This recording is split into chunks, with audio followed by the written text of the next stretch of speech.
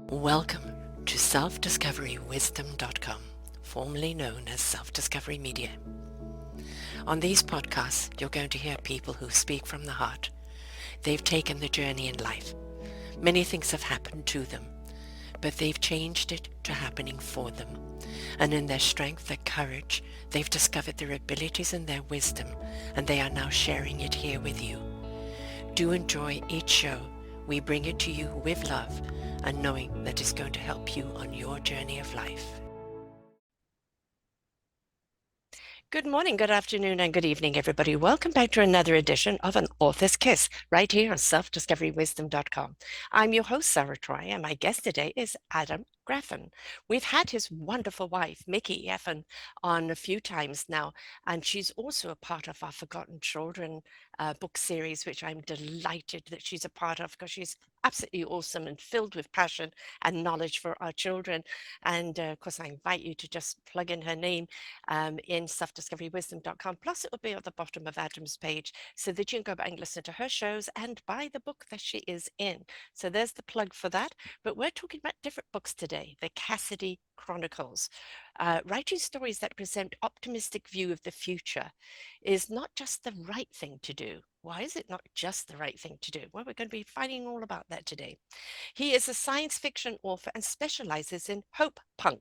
Why Hopepunk? And why him? There is no surprise that you can look around today and find all sorts of indicators that we are entering Heinlein's crazy years, imagining a dystopia of grimdark future that isn't difficult. It certainly isn't. All you have to do is read the news, or try not to. Even if you don't, it's still out there. But I think that we are writing the history of the future right now by the choices we make every day. So he says, writing stories that present the optimistic view of the future is not just the right thing to do, but necessary. And pessimistic is correct often than an optimistic, but optimistic has more fun. So we're going to be talking about all of his books, and believe me, he has many of them here. Sci-fi, really taking us out there into the world. But one thing I have found when I ever read fiction, I find more fact in fiction than I generally find fiction. And I think that so many times we see or read something fictional and then all of a sudden it comes in to fact. We see it all the time. So I don't think it's always so far-fetched. And I think it's always an incredible reflection back on where we are as a society and what our possibilities are if we could project ourselves forward in a different light. So welcome to the show, Adam. A pleasure to be here. Thank you for having me on, and thank you for that wonderful introduction. My pleasure. And of course, sci-fi, I've been a sci-fi geek my entire life. And, you know, for me, I kind of live up in the universe. I find it very hard to actually live down here on Earth with all the anger, the hate, and the everything else. And it's hard to see the beauty with that vibration at you all the time. But sci-fi offers always what the challenge is, what we're, the enemy that we're fighting. But there's always that option of hope, of we can turn the tide if we come together and work together, we can be that solution against all of that. Is that your premises? Is that your foundation in your books? Absolutely. As you were saying in the introduction, I write hope punk science fiction, and it's not looking at the future and saying everything is going to be perfect. Mm-hmm. There's too much of that kind of science fiction out there as well. It's saying that no matter how bad things get, you don't stop trying to make it better, and you don't stop trying just for yourself. Mm-hmm. Because if you're trying just for yourself, that's cyberpunk, that's dystopian science fiction, where the struggle is just to survive. Um, but you're trying to make it better for your community, and the people around you. Andy Weir is a current master of hope punk. He wrote The Martian. And if you look at that, despite all of the challenges that thrown at them from every direction, they keep going with that one mission, to rescue him from the planet. Yeah. But and what's the argument that you would get? It's just one person and you're risking so many people and it's costing so much just to rescue one person. But if we don't give one person the value, then how can anybody else feel anything of worth. Well, and how can you set a value on a person? Exactly. How you know, the only time you could possibly set a value on a person is after that person's life is over. Mm, When you can measure everything against the tapestry that they are woven into. But that doesn't do any good in the moment. So you have to assume that this person is deserving of the effort you're making. yeah. And, one doesn't know that, but I think it's also, it goes even kind of deeper where it's like, if this one person does survive, if we can rescue this one person, then there's hope for humanity as a whole. Quite, quite. The stories, of people putting themselves in harm's way to rescue somebody else, jumping into a frozen river to Hmm. rescue somebody who's fallen through. Very common this time of Yes. year. People swimming out to rescue somebody who is struggling in the ocean. Hmm. The it's almost hardwired into humanity to look out for other people, and so Hopepunk simply expands that, and it asks the classic science fiction and fantasy question, what if? Right? Yes. Because we always ask, as a science fiction author, you look and you say, what if something, and you figure out the story from there. But it's also, how do you ask the what if? What if it could all go wrong? Or what if there's something incredible to be discovered out of this? So I think it's also, the tone and the attitude of the way we look at things is going to show you whether you're going to be on the pessimistic or the optimistic side. And pessimism doesn't get us anywhere, right? We have to be optimistic in order to actually see those possibilities in front of us. Pessimism doesn't see that. No, no. Pessimists look at what's around them and they extrapolate the worst. Hmm. Uh, which, look, if the worst always happened, none of us would be here now. Exactly. Exactly. You know, there have been so many opportunities in the history of humanity for things just to completely go south, and things have not always been good, and things will not always be good. But that doesn't mean they can't get better. Hmm. And that again is up to us. That again is up to what we choose to feed, right? And, I know that I don't think absolutely anybody that walks this earth doesn't have an experience where you are facing challenges and somewhere you just don't even know if you can get back off the ground and face. And you look what ahead of you, and it's like, how can I do this? It's impossible. And everybody has that doubt at some point. But then when you've got the doubt out of the way, somewhere in the bottom of the belly is courage. But what if I just give it a try anyway? One of my characters, Kendra Cassidy, who is at the center of most of the books in the Cassidy verse, she she goes through life living up to, if I don't ask you, Mm, you can't say yes. right. Hmm. So she is constantly trying things and doing things which other people are looking at her and going, Kendra, are you insane? Yes. And the answer is no, she's not insane, but she has a dream, she is pursuing her dream, and she's going to do everything she can to make that dream happen. And if that means asking questions which seem crazy, she's going to do it without Hmm. hesitation. She's all in on her dream. But don't we all need to have a dream? Otherwise, what's our compass? How do we know where to go if we don't have some form of dream? And sometimes that dream can just be kind of an illusional veil, but the more we look at it, the clearer it becomes, but also the clearer the instructions of how to, bring that dream into fruition.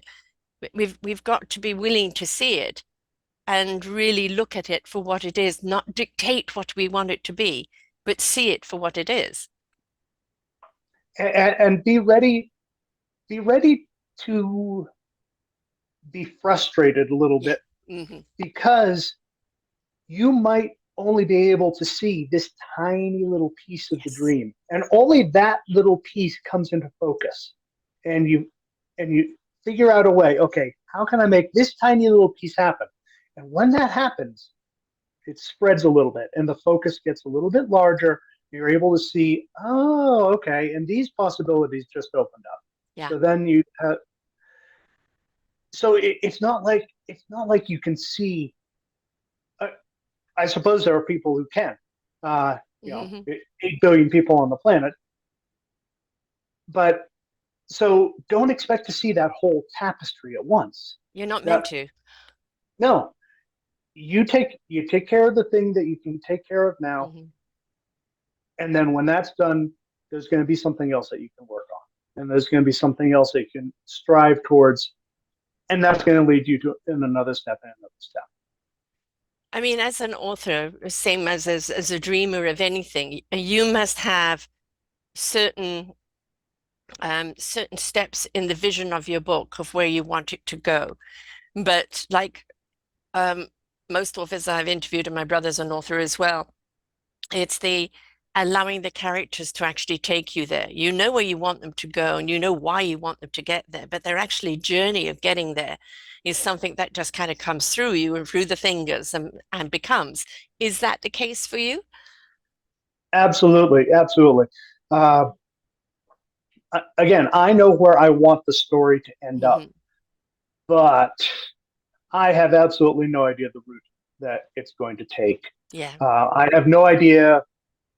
When I started writing the 4 book Artemis War series, I had no idea first that it was going to be 4 books. And that a character I introduced as a very minor side character in the first book, actually 2 characters who were very minor in the first book, ended up having major roles by Mm. the 4th book, just because that's who they are, and Right. that's they were they were in the right or wrong places at the right time, Hmm. and so their roles, became a focal point. Um, which is exactly like life. You Yes. never know what is going to be important because we don't see the future. We're writing the future, Yes. Yes. I but we suppose don't we mean to be see it. mindful what we put down and what we say, even what our thoughts are. We mean to be mindful and maybe heartful in our approach to it, right? Because uh, we're seeding the wrong seeds right now. We're watering the wrong seeds, and we're letting that pessimism take over rather than the optimism. And I think it's like you know where you want to be, you know what you want this world to be, but you've got to understand every letter that's on that page you are a part of.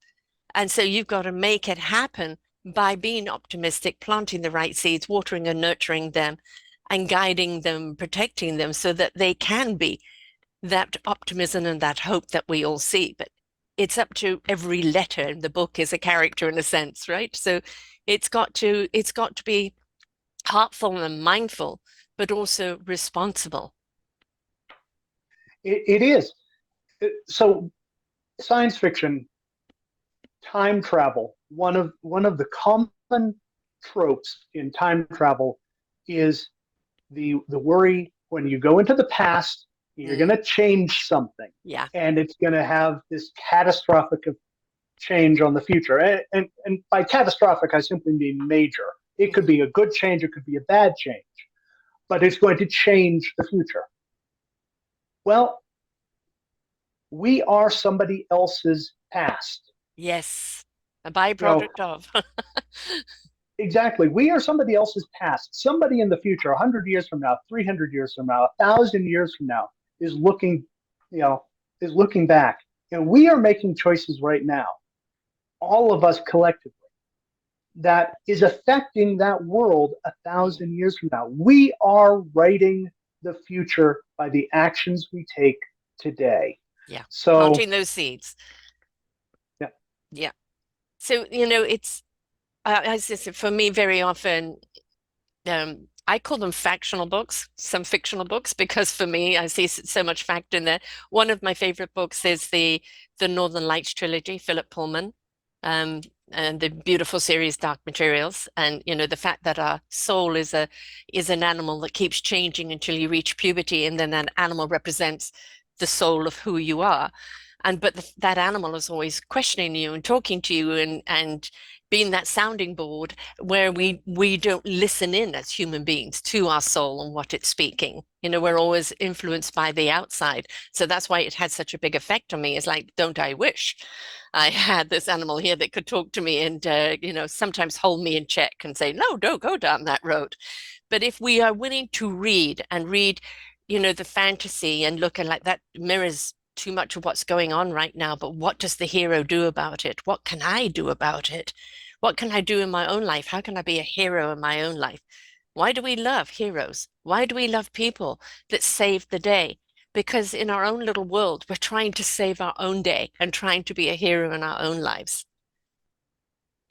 we are, and that's the beauty about speculative fiction, so science fiction and fantasy, because we can hold a mirror up to society Hmm. and ask hard questions and show the ugly side of what's going on now, but present it in such a way that nobody's taking it as an attack on them and Yeah. their personal, their personal choices, because it's fiction, it's Yes. made up. You Yes. know, 1984, when it was written back in 48, was science fiction, and it was Hmm. holding, and it was simply holding a mirror up and saying, look what could happen. Hmm. you know Star Trek was famous for that during the original run. Again, holding up a mirror and reflecting society's problems, and the issues that American society was going through at the time, and putting it into a science fiction light Hmm. and getting people to think about it Yeah. in a non-threatening way. Right. Yeah. Reflection of this is so much like society right now. My goodness, and it's a, food for thought. And anytime that you can have people pause and think, pause and truly see what's going on, then that becomes that invitation. You don't like what's going on? Well, what are you going to do about it? How are you going to change it? And I call the finger pointing. Whenever you're pointing a finger, well, it's government, it's this, it's that, it's their problem. No, there's three pointing back at you saying, no, you've got to be accountable too. You've got to be responsible. What action are you going to take? Because it requires all of us. And I'm sure in any of your books, she may be the hero that leads the way. But if people don't join her, right, then she's not going to achieve it. We always need the hero, the leader, that inspiration begets invitation. So when she's inspiring to others, they want to follow her, even though they're following her into the unknown. Exactly, and that's that is one of the recurring themes that she goes back to and she reflects on during the course of the books. These are a quote of another quote of hers is, if I'm not willing to sacrifice for my dream, how can I ask anyone else? Hmm.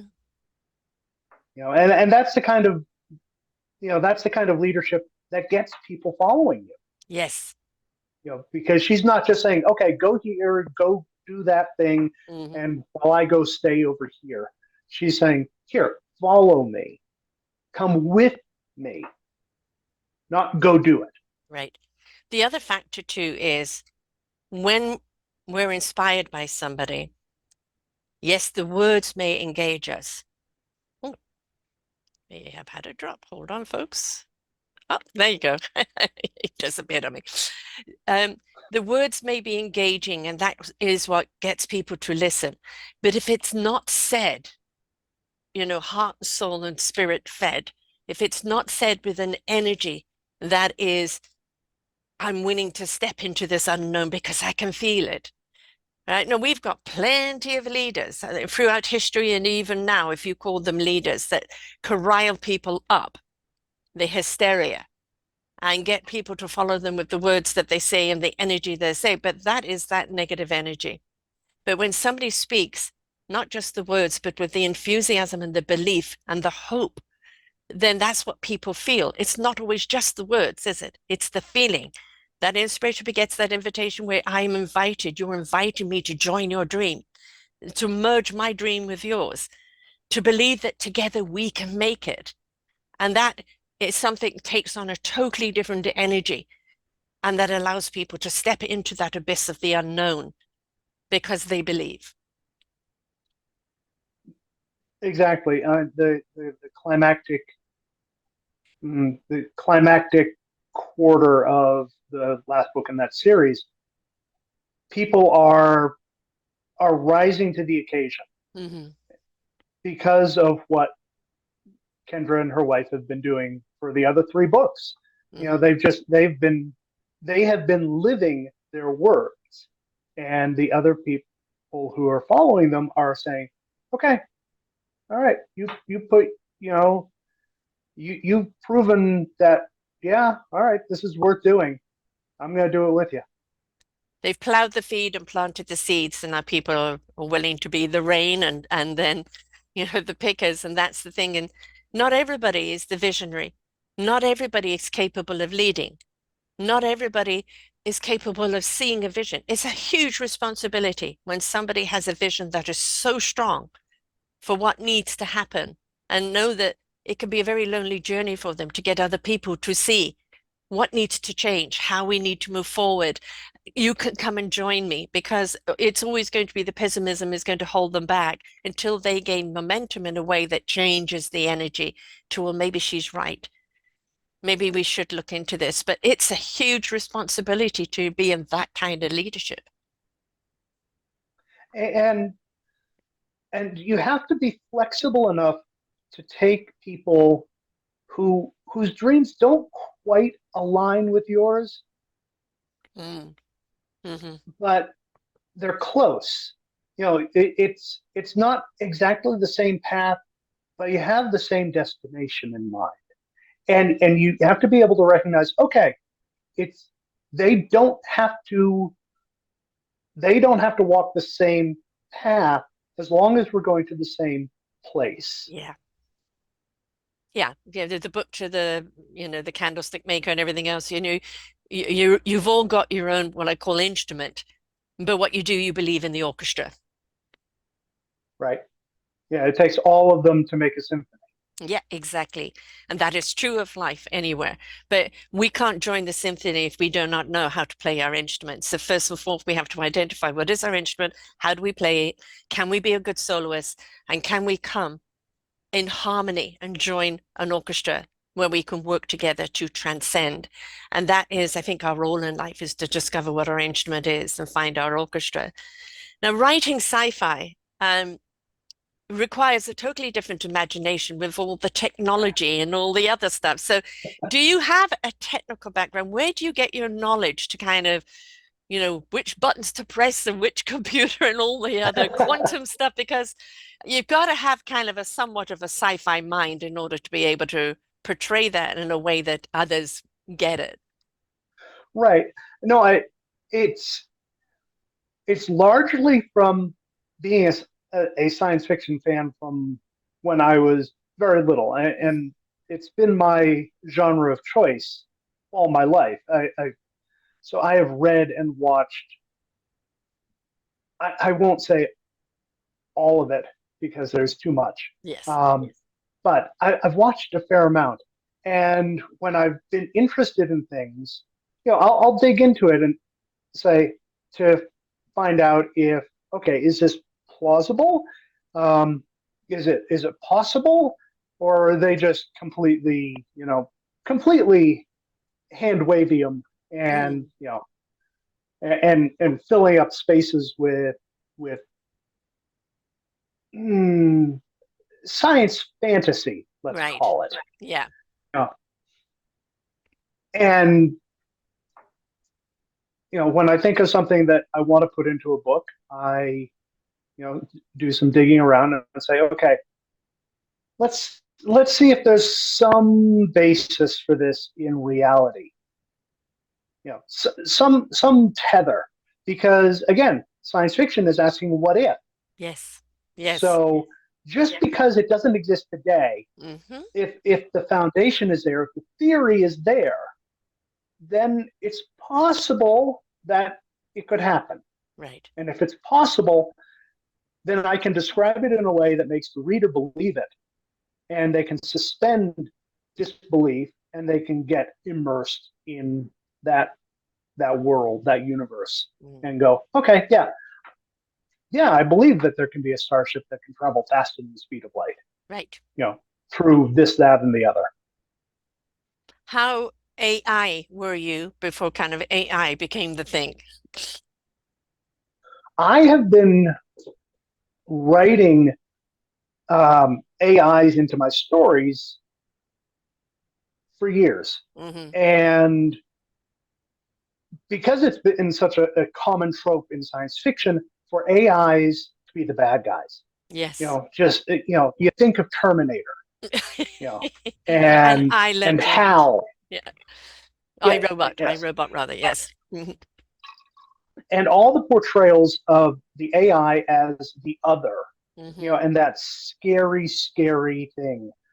And my AIs end up as citizens of this new Terran Federation. So I'm coming at it from a different angle. How do you integrate Mhm. AIs, these intelligences, these these thinking beings who happen to live in a box instead of, in meat space. Right. You know, The consciousness. They live in the consciousness, right? Yeah. right. How do you integrate them into a society in a way that makes them feel included and equal? Mm.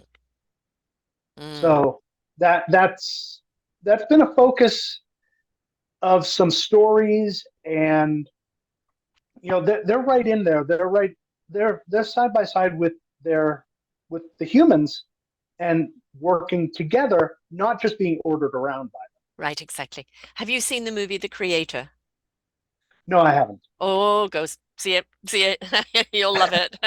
Now, I'm with you, is that AI and the technology of higher consciousness is like when we kind of download from the universe what we need to know, and it comes through us and either comes out in thought or in speech or in writing and action. We're downloading the universal wisdom. All AI is doing is taking all of that wisdom that it's accumulated, and it's been able to channel what you need to know when you need to know it if you ask the right question. So, in The Creator, there is that where they were living happily together, something went wrong. And then, of course, now they're out to destroy all of them and blame them for everything. And of course, it's Americans, usual, right? Going, I'll annihilate everything. Let's shoot it first and ask questions later. But I love the movie for the fact that I believe that AI is here to refine us, to articulate us in some ways that sometimes unable to do. We're limited by the flesh, and sometimes we're even limited by our thought process. And by AI, emerging with us, having the conversations, giving them something and say, what do you think? Or how do you feel? Or can you expand on this? Is an expansion of consciousness that gives us a broader picture that maybe we're unable to get to ourselves. So I look at AI used wisely because, of course, there always will be those that will use it unwise, always those that will be sinister with it. And those are the what are called the 3Ds, the small-minded. But if we use the AI as companions, if we use them as colleagues, if we use them as a higher intelligence than us at times, I believe that that partnership could really be something that could be extremely beneficial. But it comes down again to the big word of responsibility. Absolutely. And so Robert Heinlein, who is one of my favorite authors and is largely considered the father of hard science fiction, the scientific based science fiction, um, talked about AI an awful lot. Mm-hmm. And one of his points is that AI, any artificial intelligence, is necessarily going to reflect humanity because it is created by a human. Yes, We are taking what we're wired with and putting it into machine language. right. So that means an AI is going to potentially have all of the positives and Hmm. all of the negatives Hmm. of a human. So, keep that in mind. A hero AI will be very good, and a Hmm. villain AI will be very bad because they take humanity's, you know, dreams and faults and then magnify them. They it's just thought. It's just thought. There's no concern about, I got to pay the rent. Right, exactly. They're just thought so they can expand on things. Right. I mean, like how many movies have been done with kind of robots, higher intelligence and the villainous of it, or the extraordinary abilities that they have. And I think again, as human beings, surely by now we should know our moral compass of what is right and wrong. And any action that you take that is going to harm another is a definition of wrong. And every action that you take that is going to enable and empower others is the definition of right. And I think we can actually be that compass for AI of in our instruction, right? So I do feel we have the power to change the world, and we've had the power to change the world for the worse. But I also feel it's almost an uprising of all those that want to stay in misery and in pain and in anguish and in anger and in opulence. They want to stay there because they feel it's harder to do the work to step in to this other vibration. And I think AI, for those that have definitely stepped over into the other vibration, will help us evolve even more. Whereas obviously the others may use AI to be more destructive. But I do feel that they're eventually going to get left behind because I think we are in the era of where we have to step out of this because we're not going to survive as a human race and nor will the earth. Hence all the Armageddon movies that we see about leaving this beautiful planet to go and destroy another. Well, and that gets us right back around to Hopepunk, right? Yeah, Because no matter how bad things are now, you don't stop trying to make things better. yeah. Hmm. Exactly. And it's not up to someone else. It's up to No, all of us collectively, and each one of us has a role to play in it. And we've got to discover what that role is. quite. Be the hero in your own life. And sometimes, some people, I don't want to be the hero. Oh, no, no, that sounds like too much responsibility. Okay, be the advocate for the hero. All right. Be the supporter of the hero, be the solutioner for when they're looking for it. I mean, there's a role for everyone. It's up Mhm. to us to discover what that role is. I mean, in Star Trek, I'm a true colors coach, the four key personalities, of which, Spock, Scotty, Doc, and Kirk are all each one of those personalities. But the reason why they work together is they're each one of their own strength personalities, but they know how to combine and work together because they are the missing link in each one of their own ideas, which is wonderful. And I think finding those people, which I'm sure you have in your books, she finds people that she's in sync with, that they have their own forte, their own strength, and she trusts that forte. She trusts that strength. She relies on that because she knows that they're already on board with the vision, but everybody's going to see it differently and present it differently. That's how you get a whole picture. Yeah, there's one scene, and she's recruiting. She's trying to woo an enemy over onto her side, and she she said she's asked, well, aren't you going to offer me bribes? Aren't you going to offer me, you know, your technology? Aren't you going to offer me all these things? And Kendra replies with, no, I'm not going to do it. Either you're a fit or you're not. Yeah, If you're a fit, you don't need any of that. And right. if you're not a fit, I don't want you. Right. The So incentive is the vision of what can be. That's the yes. incentive, right? And if you don't see it, then no, because you're looking for what's in it for me. You're not Hmm. looking at what's in it for us, which is a different thing. Your desire to see the world change comes out through your books. And so people are reading it. Um, Again, just like all the sci-fi shows, Star Trek, Star Wars, I was a huge Star Wars one. May the Force be with you. That's our own inner energy, our own divine energy. A huge Avatar fan.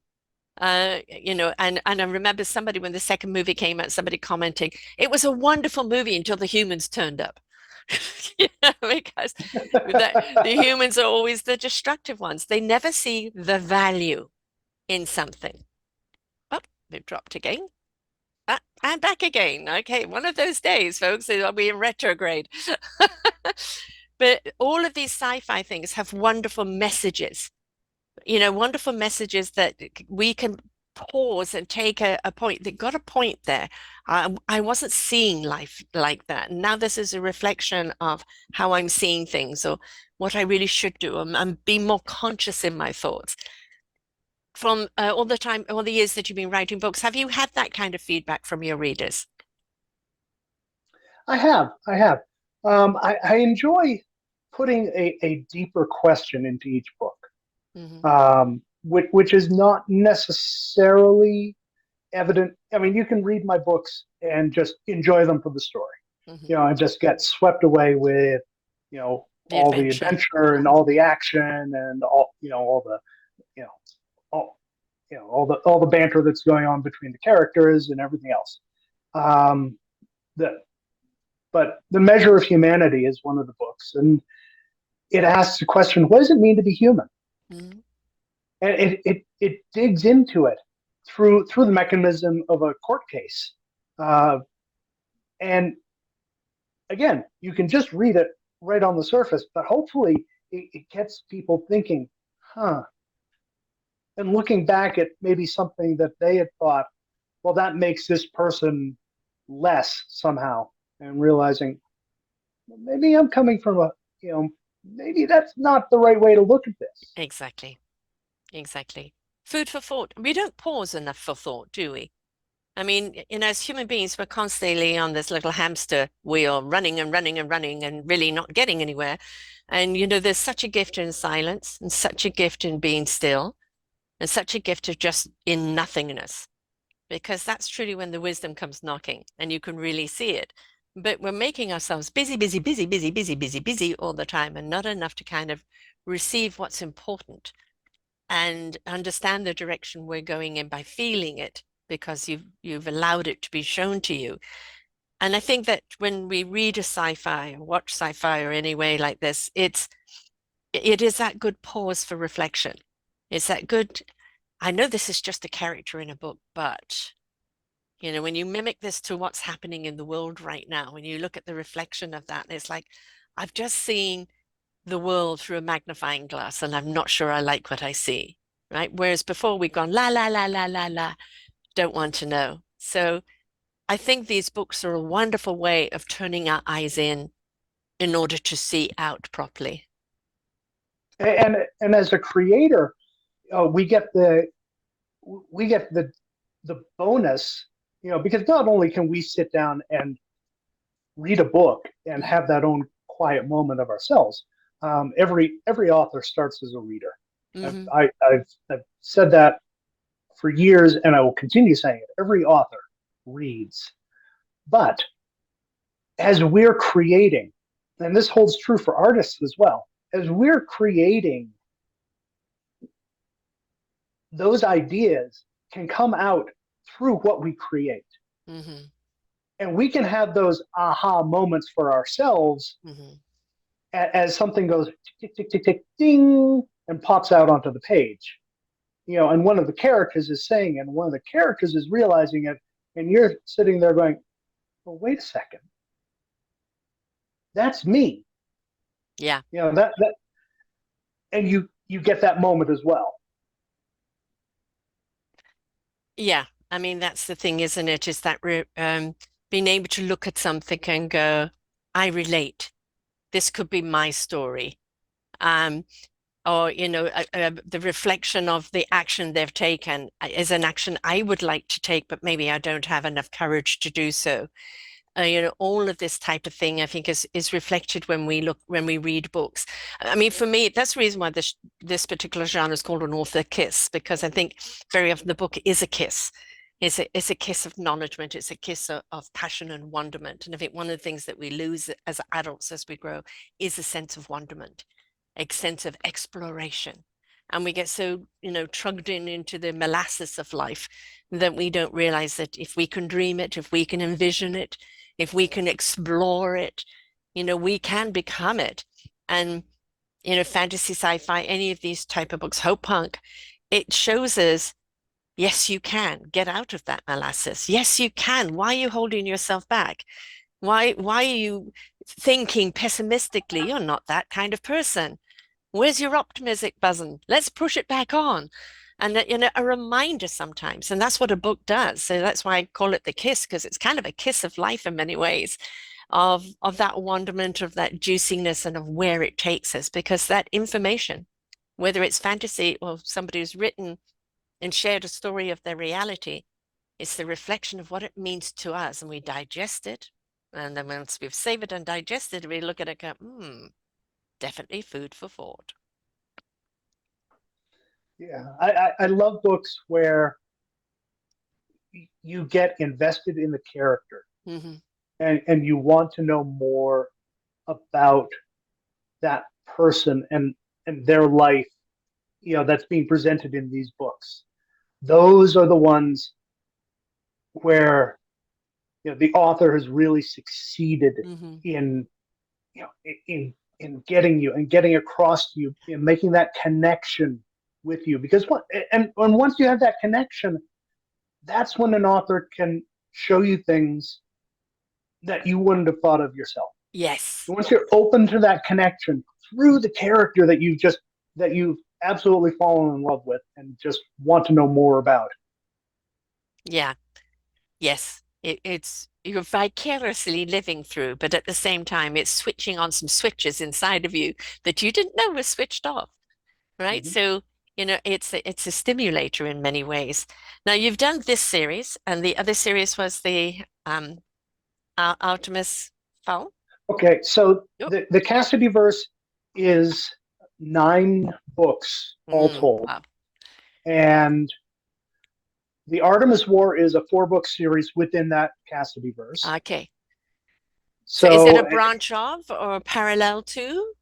no, it's the same characters. It's just there are so many stories going Mm, on. The Cassidy Chronicles, which is the first book, is the origin story, and it stands alone. The Artemis War, which is 4-book series, you can read those and not read anything else and be right. perfectly fine. There are 2 collections of short stories, and it's going to be a duology, which takes place after the Artemis War. Mm. So again, different characters. I have a cat passing through. That's it. Cats always love coming to podcasts. They like the energy. Yes, they do. Yes, they do. Um, so you have all of that, and it's all in the same science fiction universe. So characters are popping in and popping out, and you'll see one in the Artemis War, and they become a major character in Ghosts of Tantor, the missions of the Pike. Mm. Um, and then I'm also playing with a fantasy series, which uh, it's a fantasy trilogy, which is coming out this spring. What's it called? Share a little on it. So the trilogy is called God's Fall, and the books are the Book of One, the Book of Two, and the Book of Three. And I just had a reviewer finish, and she said she has such a book hangover. She just finished the 3rd book, and she wants more. She wants more of these characters. So Mm. that's one of those things that gives an author the warm and fuzzies. Intriguing, intriguing. What's your process when you write? Are you one of these people that needs to go into the woods somewhere and write? Are you disciplined that you can get down and write by hand or write by computer? What's your process? So I spend most of my day doing writing and writing related things. Hmm. As an indie author, I do a lot of, I do my own marketing, you know, and um, do all the social media outreach and setting up for conventions and arranging to go places and do things. I also am a freelance editor, so I do editing for other people. I edit my own stuff. Yeah, so I all day long I'm doing things. Some of that is writing, Hmm. and I always have multiple projects on the go. Right now I have four, four, with an idea for a fifth one. So you can Uh, dip in and out then. You're not one of these people, I need to shut myself away to write a book. You can kind of dip in and out, like, oh, the story's coming, time to write. Or, I've got something else on my plate right now that needs to wait. So because some writers need to shut themselves off and things like this, and they just write. And then, but you can just write whenever you feel like it or when you've got time. more or less, and part of part of that freedom to write or not write. Hmm. Um, See, I don't think there's such a thing as writer's block. Hmm. I think that that is something that authors have adopted from society's expectations, Hmm. in that society expects authors to write. And if there aren't words appearing on the page, Yeah. then you're not writing. And why aren't you writing? They're equating writing with working. And it's, Yes. because if you're not doing anything at work, if you have your office job and you're not producing anything, then there's a problem. Hmm. Writing isn't like that. And Hmm. there's so much else involved. We can sit and think about an idea, and it may take a week or a month for Hmm. that idea to germinate. Yes. We're still writing. In your That's head. part of the Hmm. process. It's Yeah. part of the process of writing.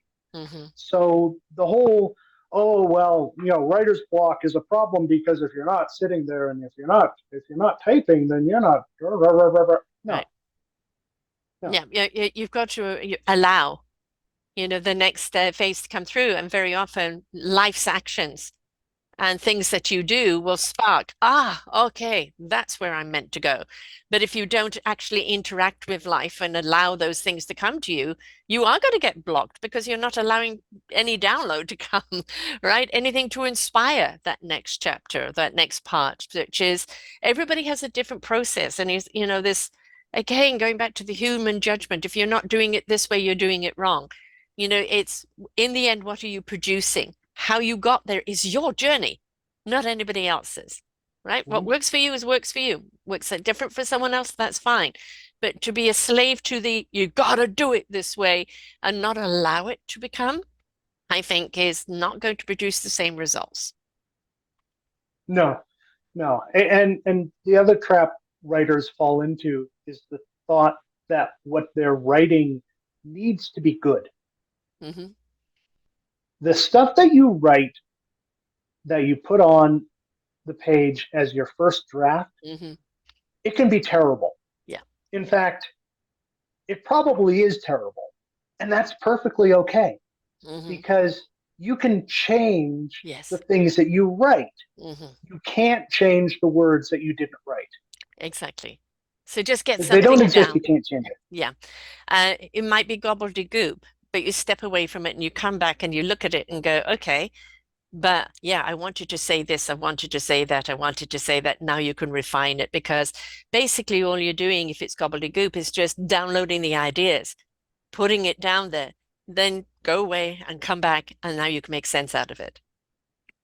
Think of how many tons of rock have to be dug out of the earth in order to get a kilogram of gold. Mm, hmm.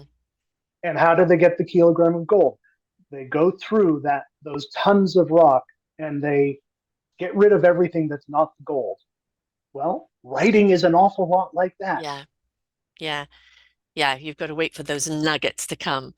And Mm-hmm. and I know that my brother and his writing.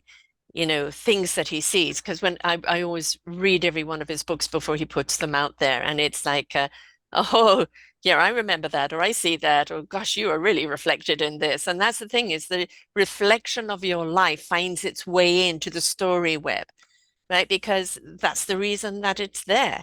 It's something that's familiar to you. You can identify with it, so you can make it a character. Everything we write, everything anybody writes, is presented through the lens of their experience. Hmm. And so it's necessarily going to reflect that person Yeah. to some degree. Yes. Yes. Yeah, because it's your core essence that you're sharing. You're just being a chameleon, right? Changing characters and people all the time. But if the core essence isn't there, it's the compass that from where you always go back to, it will be discombobulated and not make sense. So you have to have that core essence as being that center thing for all other characters to springboard from. It, exactly right. Exactly right. I mean, we get favorite authors and we go back to that person because that person's essence of our identification with them, we can feel them. And even though we know it's a totally different character, this one's a totally different character, there's that common thread, that essence that draws us back to the same author over and over again. Even if they write something totally and utterly different to what they've written before, it's still something that is familiar. If you're watching the video, folks, we are having problems with the video today. It's having problems with it coming back on. Are you with me, Adam? Just like in your books, in any spaceships or anything they're ever dealing with, there's always technical problems, like we're having today, right? But it kind of always builds suspense, in a book or anything that you watch is like, it's not working or it's running out of juice and they need to get going at that very moment. And it's always a great kind of suspense thing, press the button or start or, get moving. And people can become very immersed into kind of the and of a book too, right? Yes. And that's again, authors, we live for that kind of reaction. We want people to forget Mm, where they are when they're reading the book or yeah. listening to the book. Yes. We want them so immersed in the world that when something goes wrong, that they're feeling it. Hmm. They're feeling the tension and they're feeling the pressure as well. And they're, oh, what's going to happen? Oh, we're having bubbles here right now. Stop, sorry. Had a little drop there. I got to keep reading. What's going to happen next? Yes. I mean, if we're not getting that, then we're kind of not really engrossed in the book, right? So we want that kind of reaction. And, you want somebody in a coffee shop that's reading the book to go, oh, no! Yes, they're reading the book. Everybody, what's she reading? So now, where did you get the character Cassidy from? Is this from somebody you know? Is this, how did you pick her in particular? Uh, so the original idea for Hold on a moment, love. Character. So sorry, folks, we are having a little tech issue today, but how did Cassidy come about? Who is she? Who is somebody you know? no, no, neither Ayanna nor Kendra Cassidy are people that I know. When I started writing the Cassidy Chronicles a dozen years ago, it started actually from a single scene, which was at their wedding, and the minister tries to kill Ayanna at her own wedding, and I just had to find out what happened next. And as I'm going through the story and they're trying to figure out what's going on, that's when all of their backgrounds Mm, started coming to the forefront. And Kendra's had an interesting life, um, very interesting. There's about a 60,000 word, two stories. That's about 60,000 words, which is all about how she was turned from an actress into an assassin. ah. So Of course, I mean, just like one does, right? Just Absolutely. you play the assassin. Oh, this feels familiar. I'm just going to continue with it. Gets paid better. Just a little more high risk. A little more high risk, yes. I don't know. I mean, if you play in some theaters, you get closed the next day or booed or tomatoed off the off the stage. So it depends what you call it. So, I mean, all of these characters that come into you when you go on to another book, do some of these characters follow you because they're so interesting or you're so entrenched with them, they've got to be in the next book? To a degree. To a degree, the duology that I'm writing now, the Ghosts of Tantor and Tracking Tantor, Kendra is at the beginning of it because she needs to introduce everybody. She Mm, needs to set the stage for what's going to happen. And then all these other characters who were minor characters in other books, now they get to take center stage, and mm. Kendra fades off. So You really like to have equal time with all your characters, right? You bring up the background people and make them foreground. So you like to give everybody a chance to be in the limelight. everybody has a story. Hmm. All of these characters have stories. When we're writing about a character, we're writing their stories. And if our characters have any depth to them at all, then their stories are just as rich and varied as Mm, any real person's. exactly. So, how could you not tell the stories? That's why I have two collections of short stories out, Mhm. so that I can tell some of these lovely little nuggets about the side characters, about the things that are going on in their lives. Have you ever killed somebody off and thought, oh, shucks, I wish I hadn't done that? Oh, killing off a character is never easy Hmm. for an author, Hmm. ever. Um, I actually talked myself out of killing off a number of characters, but it to answer your question, no, there isn't a character that I've killed off where I have looked back and said, I shouldn't have done that. Hmm. It has always been necessary. Right. There's a It, reason for it. it's always been regrettable. Hmm. And when Michaela and I were listening to the audiobook, to one of my audiobooks, there's a whole sequence where a bunch of characters are either in dire peril or actually dying. And she every so often would pause the book and glare at me because I just put somebody into harm's way or I just killed somebody off. And she's like, okay. I liked them. Uh-huh. But that's also part of it. It's part of life. People die, people, on their quest to change, some people we lose people along the way. And it's just as sad because you want them to get to utopia. You want them to fill their dream. And if it's cut short by any reason, again, it is a reflection on life where, if somebody's life has been cut short, before they've had a chance to experience life. So it can bring up feelings, most certainly. It does. And it also brings up feelings in the other characters. Yes. You don't So, see that too much. It says, somebody's dead. Like in Star Trek, it always used to be if they were wearing, I think, red or some right, color, sure. you knew that they were going to be killed, because they were kind of a nobody and sacrificed. Um, and it's like, why? They were interesting. Why couldn't you save them? Um, so sometimes that yes, somebody has to go, but at the same time, is that you want to have be immersed into that character so that you regret it or you're sad when they go because then that's back to the value of their contribution to life. Yeah. And seeing it reflected in the other characters, Mm, um, again, a fairly major secondary character dies, and Ayana, is reacting to it, and she's like, "Look, I'm tired of funerals. I'm tired of my friends dying. I want this to be over."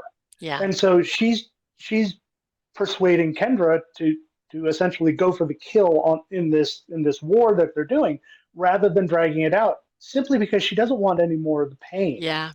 Yeah. Yeah.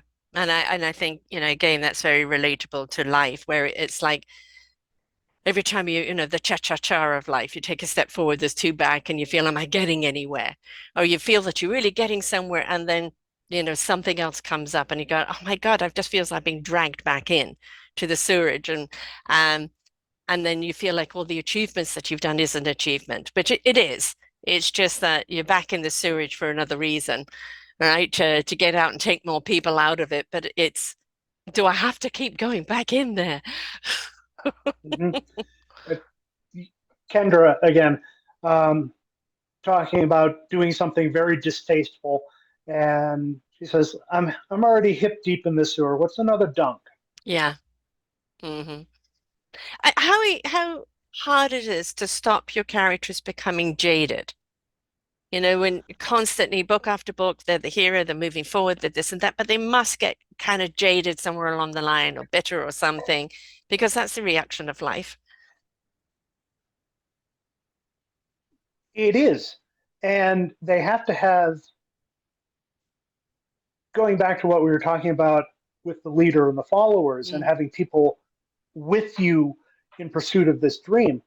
That's when you know, they are they're supporting you and lifting you up yeah, when you're low, just like you've lifted them as well. you're right. So yes, the characters get jaded. Um, the characters run into issues which are going to derail them, and somebody else says, "Look, you can't let it derail you," and they work through it. Hmm. The process of grief and acceptance and moving on, pops up fairly frequently. And yes, again, they get jaded, Mm, and then they come out of it because they right, realize that this isn't where they want to be. right. How much does your wife, Mickey, have influence? That she's a behaviorist, and studies that and does it so very, very well. And that's what her chapter is about. Do you pick her brain on, would this be the right behavior, or have you just know her so well through the years that it's already subliminally tapped in? I think it's already subliminally tapped in, um, and she has actually shown up as a character. Mm, Uh, One of the very few people that I will say is, you know, this person takes some traits from her. Um, I mean, I do it a lot. I've had most of my books, most of the side characters are people who have said, "Use my name." hmm. So the names are real and the characters are imaginary. Um, but character, Michaela's character takes some traits. Not the behavior expert, though. Yeah. Oh, interesting. Oh, there's some traits we don't know about her. Yeah. Interesting. I find it sad when I'm reading a trilogy or reading a book that, it's got a few of them on, and then um you put it down and you've got to wait for the next one, or that I actually do delay reading the last books. I read part of put it down. No, no, I don't want the finish line yet. I'm not ready to finish it. And then pick it back up. And at some point, do you finish it? Do you have that type of feeling yourself? It's like, I just don't want this to be the end. And in many ways, it isn't really with you, because you divert into, different channels and different adventures, etc. But is there ever a time that she may hang up her coat, so to speak, and you bring in another character? Oh, absolutely. There are already threads where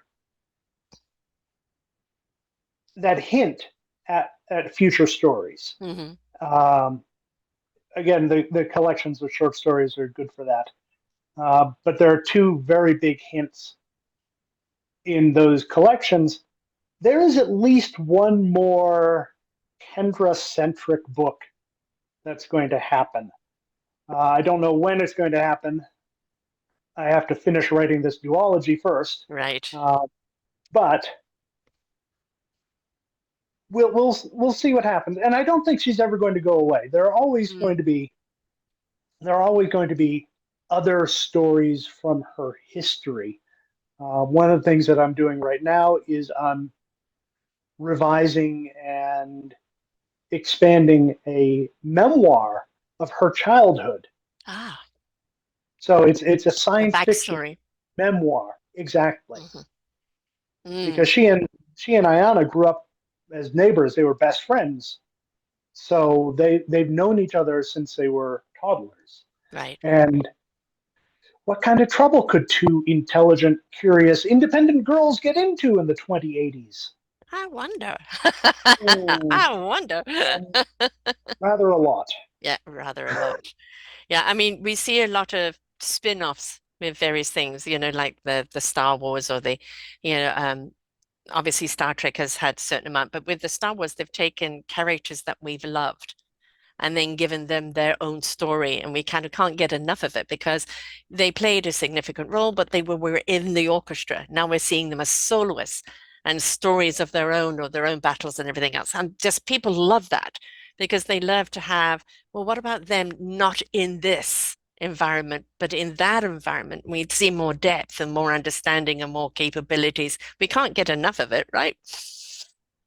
Right, and that goes back to connecting with the characters. Hmm. You know, if you create those vibrant characters, those characters that um, people really resonate with, then they're going to want to hear more about the characters out of the larger context. Yes. That's why the Marvel Cinematic Universe Hmm. has, you have the main line of the Avengers movies. They Right. had all the origin stories as well, with Hmm. Thor and Hmm. Iron Man and Captain Marvel, you know because people want to hear about those characters. Yes. Yeah, we don't want it to be the end. If it's an end of the conglomerate, do some individual stories. But people get so immersed and invested in these stories, and it's like you just don't want them to get. Because I think for a lot of people, as it's a reflection very much on the parallel of life, they need that hope to still be instilled in them. They need that hope that they may not be able to find or sustain on their own without some assistance. And so these books become that assistance to maintain the hope, to keep your dream alive. It's we don't want to battle it. We just want to feed it so that it in its energy itself is doing the battling. So I think that's important that we constantly have something out there that keeps our hope alive. Absolutely, and you look at some of the you look at some books and movies and TV shows, and you go, they have it worse, Mm, and and it's that part of the human nature. Okay, somebody else had it worse. I feel better about my situation now. mhm. Mine isn't as bad as that. And I kind of look upon that as being grateful that I didn't go down that path. My path was rocky enough. I'm very grateful I didn't go down that one. They're obviously stronger than me because they've survived that, but I consider myself strong for surviving my own battle. And I think that's also a reflection on how much we can take, realizing that, but also the being grateful that that isn't your story. And it's I think a good reflection sometimes on gratitude is a good thing to have, for the people that you've got around you, for the strength and the courage that you've acquired on your journey of life. Because as you keep throwing characters into situations and they've got to keep coming out of them, our reflection on our life is the situation we're going through. And okay, all right, we can't maybe do it the same way, but what it is the enthusiasm and the support and the advocacy for you to do it in your own life can apply. So I love it when it mirrors that, it becomes our own strength.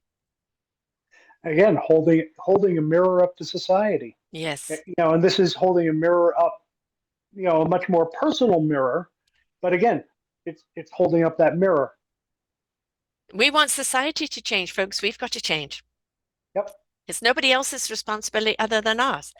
And if we change our tune, right? Know our instrument, change our tune, join that orchestra in order to harmonize and transcend, we become that solution. And for us to give up and say, oh, no, they won.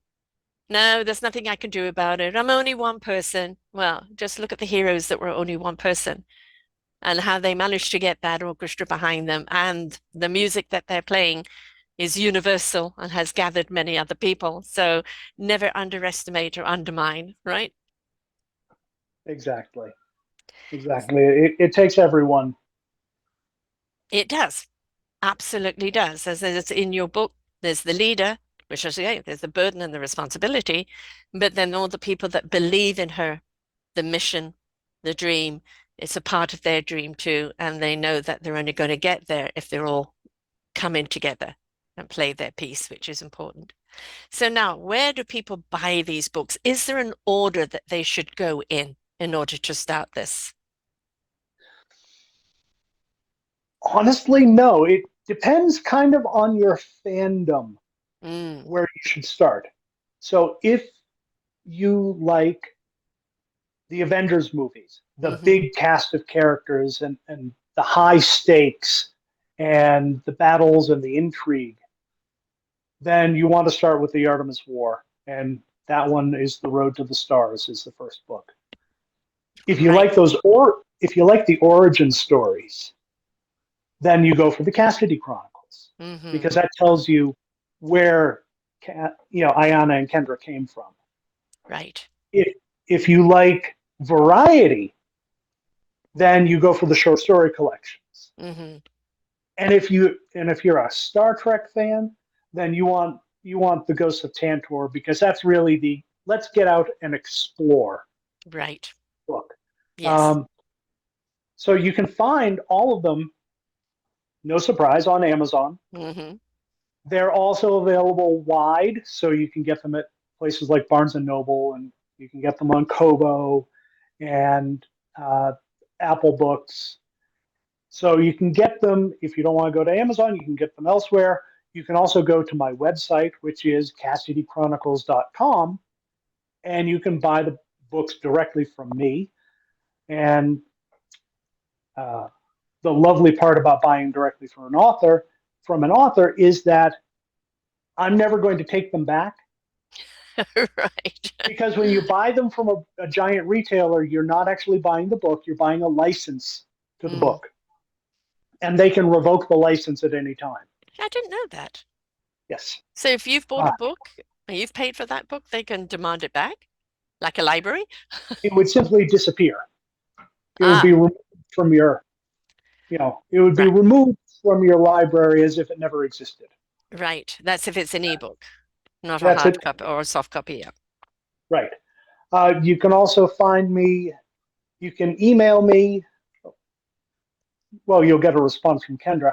Kendra at CassidyChronicles.com. And that's Kendra She with a K, Kendra, and Kendra with a Cassidy's. K. Yeah. And And Cassidy. Cassidy Chronicles. Yeah. And you've got Um, a Facebook group on it as well, a fan book, a yes, fan uh, page. yes, Kendra's Tribe. And I'm sure, people, I mean, that after all this time, you've obviously got a lot of followers that are just waiting. As you said, you go to events and things like this, just as there is the kind of this, do you go to like the sci-fi big things where the TV shows, but is it also for the authors as well? Oh yes, oh yes. There are a lot of science fiction conventions, and I'm based in Colorado, so I tend to stay fairly close to here. I'd like to stay within a day's drive hmm because if I'm selling books, it doesn't make sense for me to fly. Right. Because books are heavy. Yes, Um, exactly. Yeah, train or car. um, so so I tend to do them in and around this area. I have Wild West Comic Con coming up. I have Costume Con up in Denver. Mm, And I also have the Wyoming Pop Culture Convention that's coming up in April. And I'll have more as I book into them. right. So, Neat. Uh, for the audio, do you do the reading or do you actually have people that come in as the characters?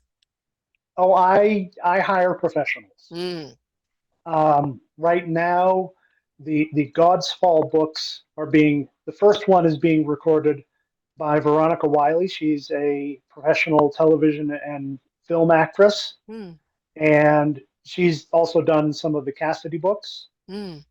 And I'm very much looking forward to hearing what she has done with them because it's a thrill. It is absolutely a thrill as an author to hear Yes. your words come to life and hear somebody else bringing them Hmm. to life. Yeah. So Yeah. Yeah. It takes on a whole new life, doesn't it? Yeah. it does. Uh-huh. Yeah. It So does. not But so much to. my apologies. All of the books in the Cassidy verse are available as audiobooks. And of course, audiobooks are really kind of very, very popular because people can listen to it while they're driving, jogging, thising or thating, houseworking, whatever.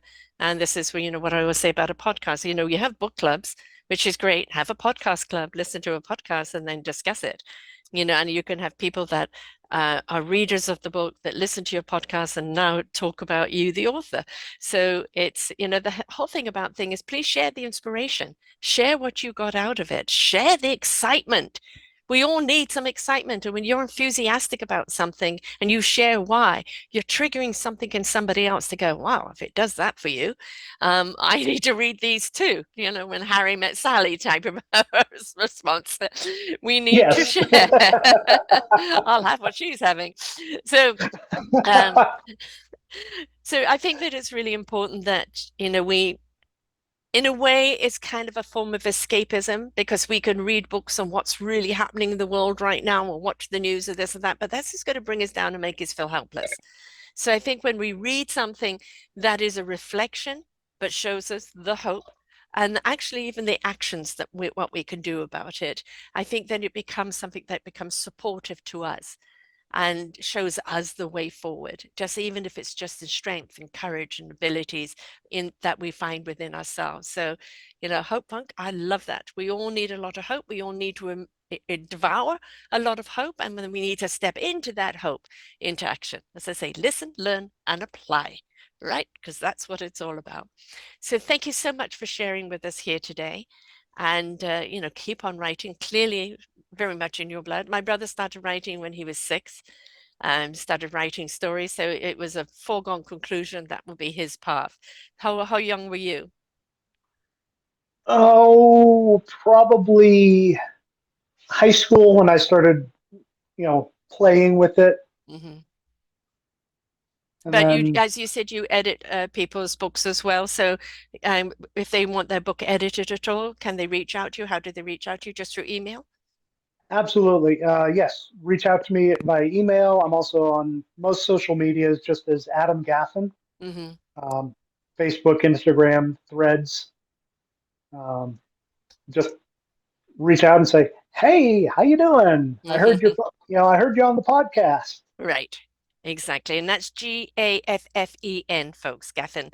Um, and, back to plugging Michaela and Mickey in the book on our Forgotten Children book series, which comes out February 20th, where she's contributed a chapter. And you can also hear the shows that she's done with me, one on the chapter, one on her why and what she's doing. A very illuminating lady on her own as well. And, we want people to read more, if whether they're listening or whether they're reading, whether it's an ebook or paperback book and I still prefer paperback book. All those books behind me are people that I've interviewed their books. And so I still like the tangible paperback book, but whatever way, it's just immerse yourself into another world. Because yes, a little escapism from the world you're in right now, but also a different perspective on how to handle your world that you're in right now and what you can do to move forward. So really, really important. So thank you so much, Adam. And to everyone else out there, bye for now. We hope that you enjoyed the show. There are so many more for you here on selfdiscoverywisdom.com. Just go to the podcast tab at the top there and you will see all the many genres and all 3,000 shows ready for your listening. We are here to serve you, to help you on your journey of life, and we know that through inspiration it begets invitation. We are supported by you, the listeners, and those that we interview. Anything that you can spare us in donation would be greatly accepted, and we do hope that you enjoy the next show.